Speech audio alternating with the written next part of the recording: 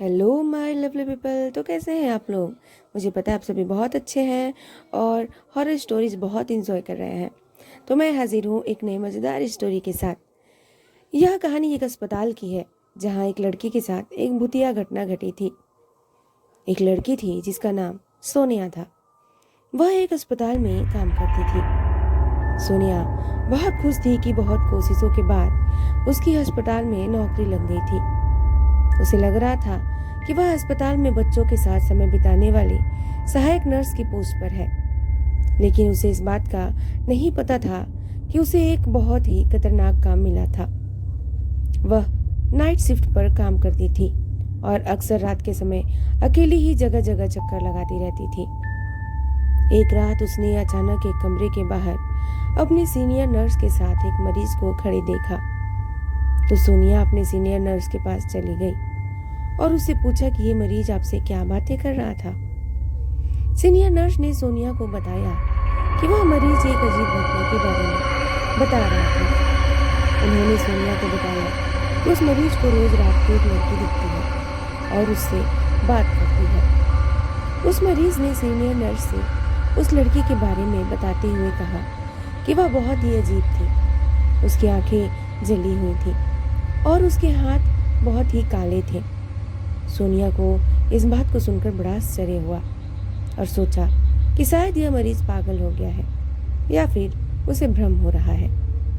रात के करीब 11:30 बजे सोनिया अपने नॉर्मल चेकअप के लिए वहीं जाती है जहां वह मरीज था। वह उस कमरे के बाहर खड़ी होती है और उसे लगता है कि उसे कोई देख रहा है। उसे अनुभव होता है कि उसके ऊपर कुछ ठंडा हवा का झोंका चला आ रहा है जो उसके हाथों को छूता है। उसे लगता है कि अब वह बेहोश होने वाली है, लेकिन फिर वह अपने आप को संभाल लेती है। फिर थोड़ी देर बाद उस कमरे की खिड़की से एक लड़की आती हुई दिखाई देती है जो सीधे उसे ही देखती हुई उसकी तरफ आ रही थी। सोनिया उसको देखकर एकदम से घबरा जाती है। वह लड़की बहुत ही अजीब और डरावनी दिख रही थी।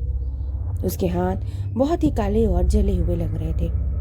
उसके बाल एकदम सफेद थे और आंख आग की तरह जलती हुई दिखाई दे रही थी।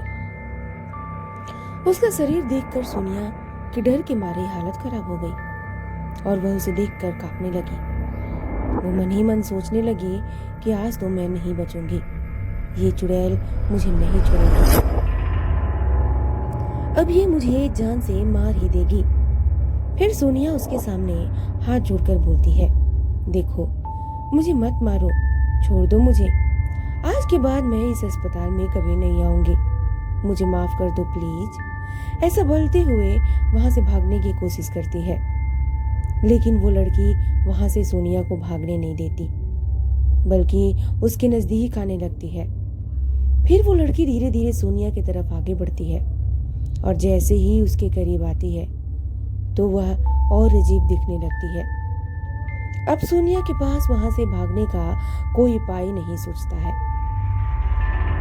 इसलिए वह उस कमरे के एक कोने में चली जाती है और वहां अपनी आंखें बंद करके खड़ी हो जाती है।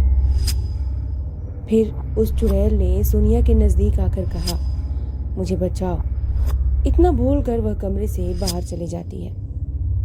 सोनिया अब थोड़ा शांत होती है और सोचने लगती है कि इस लड़की ने ऐसा क्यों कहा, मुझे बचाओ।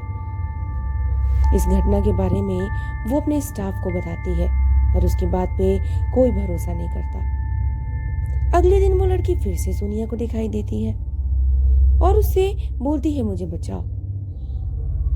इस पर सोनिया उस चुड़ैल से बोलती है, आखिर तुम्हें क्या परेशानी है, मुझे बताओ, मैं तुम्हारी मदद करूंगी। फिर वह भूतनी सोनिया से कहती है कि कई साल पहले मैं भी इसी हॉस्पिटल में नर्स थी।